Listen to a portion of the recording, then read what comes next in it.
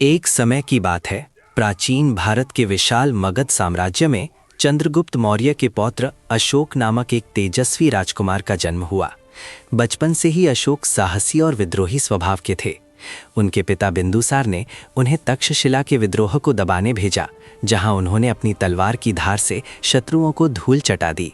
उज्जैन में उपराजा बनकर वे एक सुंदर व्यापारी कन्या देवी के प्रेम में पड़ गए, जिनसे उन्हें महेंद्र और संगमित्रा जैसी संतानें प्राप्त हुईं।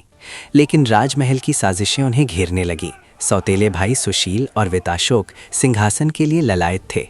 समय बीता, बिंदुसार की मृत्यु हुई। 4 वर्षों तक खूनी संघर्ष चला।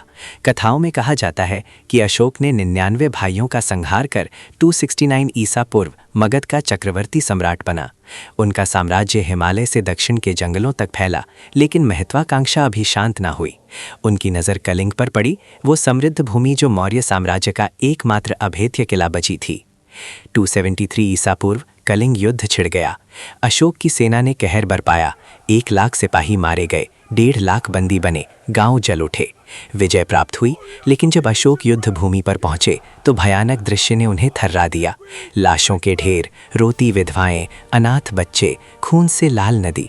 एक वृद्धा ने चीख कर कहा, तुम्हारी विजय ने मेरे बेटे को छीन लिया।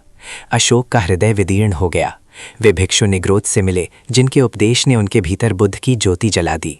अब अशोक बदले। उन्होंने तलवारें त्याग दी और धर्म विजय का संकल्प लिया। पूरे साम्राज्य में शिलालेख उकेरवाए, अहिंसा परमो धर्मः, सभी प्राणियों पर दया, माता पिता की सेवा, सड़कें बनवाई, कुएं खुदवाए, वृक्ष लगवाए, मनुष्यों और पशुओं के लिए चिकित्सालय खोले।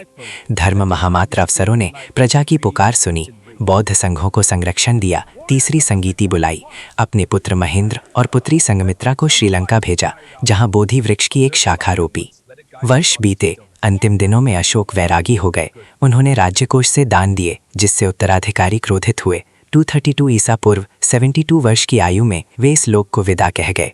लेकिन उनकी कहानी अमर हो गई। सारनाथ का सिंह स्तंभ आज भी गवाही देता है। एक योद्धा ने हिंसा से सीखकर करुणा चुनी, और इस तरह अशोक महान बन गए, न ताकत से बल्कि हृदय की विजय से। अंत में जैसे बुद्ध ने कहा था, घृणा घृणा से नहीं प्रेम से समाप्त होती है, अशोक ने ये जीकर दिखा दिया।